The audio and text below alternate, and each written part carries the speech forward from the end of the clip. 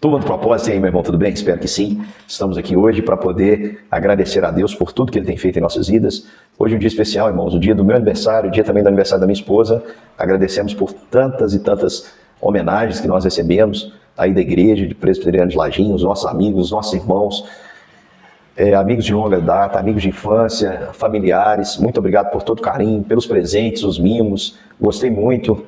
Olha aqui, esse aqui que está perto de mim, eu recebi muitos, irmãos. Esse aqui é um presente especial da UPH, aqui da nossa igreja. A minha esposa ganhou uma feia, né, do Cruzeiro. O copo é bonito, mas o símbolo é feio. Então, presente aí da nossa UPH, uma obra de arte aí do nosso irmão Paulinho. E foram vários presentes, da UCP, SAF. Muito obrigado por todo o carinho, irmãos. Eu não tenho palavras para agradecer. E quero dizer que o principal é o amor que vocês têm por mim. Muito obrigado por amar a mim e a minha família, por nos apoiar, por orar por nós. E nós vamos juntos aqui meditar rapidamente na palavra de Deus. Sei que o horário está avançado, já estamos quase virando o dia. E eu gostaria de compartilhar com você rapidinho a mensagem de primeiro livro dos Reis, capítulo 13. E é a mensagem do Senhor contra o altar que foi edificado por Jeroboão. A mensagem, ela é muito interessante e é a seguinte. Jeroboão, ele havia edificado altares no alto.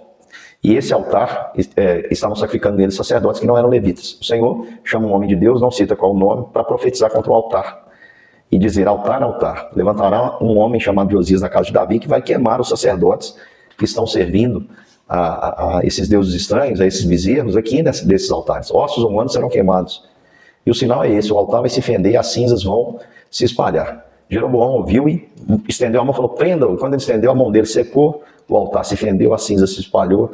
Ele pediu então o profeta para que a mão dele fosse restaurada, o profeta orou, o Senhor restaurou.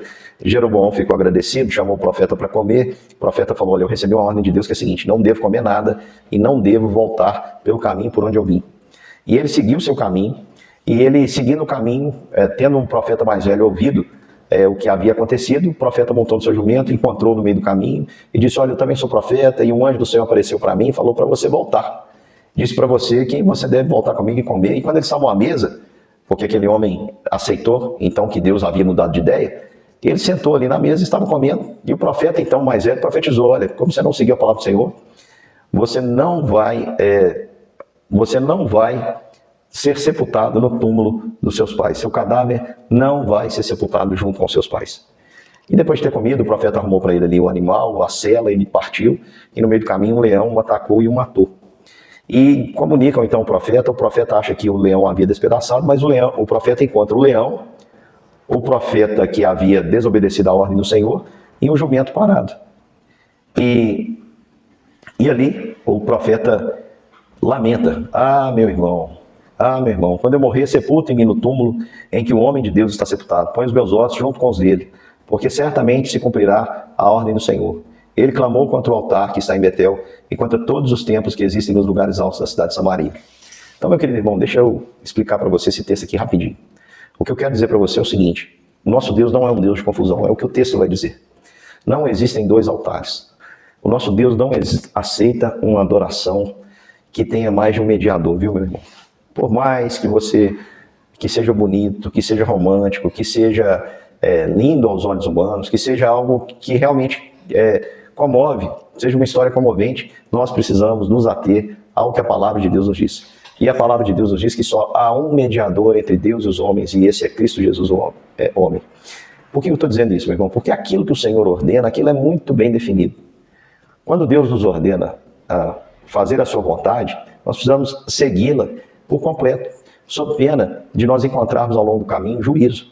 Esse profeta foi escolhido por Deus para trazer uma palavra séria, que era uma palavra de juízo, e era uma palavra de juízo contra o altar onde estava sacrificando o rei. Enquanto o profeta estava acusando o rei, ele tinha toda a proteção que precisava. O rei estendeu a mão contra ele, a mão do rei secou. Ele falou contra o altar, que era objeto da adoração daquele povo, da veneração, o altar rachou, a cinza se espalhou, e ele seguiu seu caminho tranquilamente. Mesmo sem força humana, porque Deus tinha dado a ordem para ele que ele não comesse, mesmo sem saber o caminho, porque ele estava indo por um caminho que não era o caminho por onde ele veio, ele poderia seguir confiado, mesmo sem força humana, mesmo sem saber a direção, ele poderia seguir confiado que o Senhor guardaria, desde que ele estivesse obedecendo. O problema, meu querido irmão, é que ao longo do caminho, a gente decide não querer só obedecer. A gente quer algo mais. A gente quer que Deus nos dê mais alguma coisa. A gente não se satisfaz apenas em agradar o Senhor. A gente quer que Deus nos dê algo. A gente quer agradar a Deus, mas nós queremos as bênçãos de Deus. E o erro desse profeta é achar que alguém ali, em nome de Deus, poderia trazer uma palavra que invertesse a ordem clara que Deus havia dado a ele. Então, aquele profeta mais velho, que aparenta ser mais experiente, chega ali com uma palavra e o profeta nem sequer consulta o Senhor, dizendo: Senhor, é para eu voltar? Com certeza o Senhor o responderia. Ele simplesmente olha para aquele profeta, pensa na sua larga experiência e acredita sem questionar, sem perguntar ao Senhor, sem nada. E ele faz o que o Senhor havia dito para ele não fazer. Então deixa eu dizer para você uma coisa, meu irmão, Deus não se contradiz. Então, por exemplo, eu já vi muita gente dizer: olha, eu não tive escolha senão pecar. Não existe isso. Deus nunca deixa uma escolha para o cristão que seja o pecado. Toda vez que você pecar, é porque você escolheu pecar. Não põe a culpa em Deus, não. Deus não tenta ninguém, ele mesmo não pode ser tentado, a ninguém tenta, cada um é tentado de acordo com a sua própria cobiça. Então, quando você pecou, meu irmão, foi porque você quis, porque a cobiça que está dentro de você borbulhou. Aquele profeta voltou porque ele queria comer, ele queria voltar, ele queria conforto, ele queria reconhecimento, ele queria que alguém dissesse: olha, você é homem de Deus mesmo. E quando ele estava ali comendo, aí sim, o profeta que havia mentido da primeira vez é usado por Deus agora para falar a verdade. E dizer para ele, e acusá-lo, assim: rapaz, você não é coisa nenhuma, hein? Você recebeu uma ordem de Deus, mas você desobedeceu. Que tipo de profeta é você? Que é assim que o diabo faz, meu querido irmão. O diabo quer que você faça pequenas concessões para ter você na mão dele, para ter o que acusar a você, para ter o que acusar a você, para ter o que acusar a você. Então, meu querido irmão, não dê brecha para o diabo. E aquele profeta levanta e diz: você não vai ser sepultado com seus pais. Aquele profeta segue o seu caminho, encontra um leão mata, e fica ali o corpo do profeta, o leão e o jumento. O que quer dizer isso, gente? Um leão que não despedaça, o profeta inteiro ali morto, e um jumento. Há um símbolo aqui muito interessante, irmãos. O símbolo é o seguinte: aquele que prega a palavra de Deus deve fazê-lo com fidelidade. Sob pena, deve seguir esse caminho de fidelidade sem olhar para trás, sem voltar, sem se iludir com as coisas desse mundo, sem se voltar para os enganos, sem retroceder às paixões. Deve seguir a ordem de Deus e somente ela. Não deve se enganar com as mesas desse mundo. Deve seguir. Mesmo se a alma, a carne estiver faminta, siga. Mesmo sem saber o próximo passo, siga. Deus vai guardar você no caminho, vai fazer que você seja bem sucedido na sua jornada. Se você, meu irmão, retroceder, a Bíblia diz que Deus não tem prazer naqueles que retrocedem. Está lá no finalzinho de Hebreus 10, e diz que nós não somos dos que retrocedem, pelo contrário, nós somos dos que avançam. Esse homem que retrocedeu, caso você retroceda, a justiça de Deus irá te alcançar. E a justiça de Deus é simbolizada por um leão. Por um leão. O leão, nas escrituras, é o símbolo da justiça. O leão da tribo de Judá, o juiz. Cristo é o cordeiro que morreu por nós. E é o leão que vence o inimigo. É o leão vencedor. É o Cristo glorioso. O Cristo que irá de julgar e assumirá e reinará pelos séculos dos séculos. Reina hoje e reinará para todo sempre. Então, meu querido irmão, não passará ileso aquele que desobedecer a palavra de Deus. Então nós precisamos nos portar diante da missão que o Senhor nos deu com temor e tremor. E o jumento, o que representa? O jumento representa, meu querido, a humildade e a paciência. E por que o profeta não foi despedaçado? Porque a gente percebe que o problema do profeta ali não era um problema de ordem moral, mas o problema do profeta foi a questão, foi um problema de obediência. A desobediência, o desobedecer à palavra. Não foi nada prático, ele não adulterou, ele não roubou, mas simplesmente ele não obedeceu. E a Bíblia diz que Deus quer dos seus dispenseiros é que cada um deles seja encontrado fiel. E obedecer é melhor que sacrificar. E a Bíblia diz que o sacrifício vivo, santo e agradável a Deus deve ser oferecido por nós. E o que Deus quer de nós é que nós sejamos encontrados fiéis. Senão, meu querido irmão, nós vamos encontrar isso. Nós vamos encontrar um leão que há de nos julgar.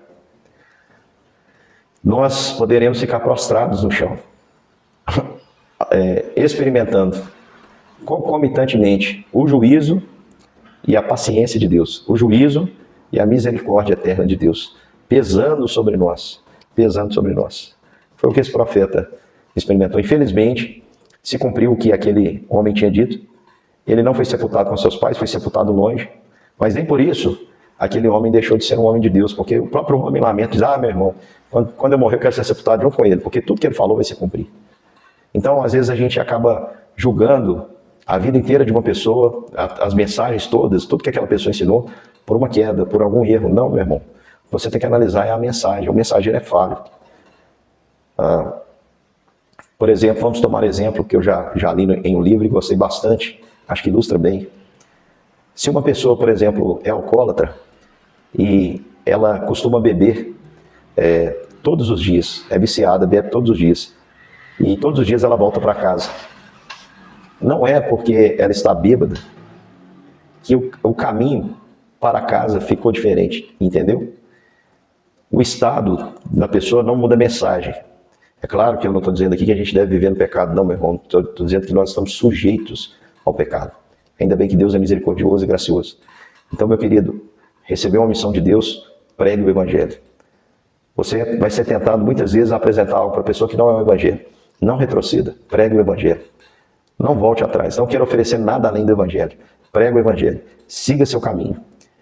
Prefira, meu querido irmão, matar a sua carne do que se encontrar com o leão da justiça ao longo do caminho. Porque, pode ter certeza, o homem pode fazer com que a gente trema, mas horrível coisa é cair na mão de um Deus vivo. E ele tem zelo, ele é zeloso, ele é fiel, é fogo consumidor, e não devemos zombar dele. Um grande beijo, meu irmão, até amanhã, para estarmos juntos aqui meditando em mais um capítulo da Palavra de Deus. Até mais.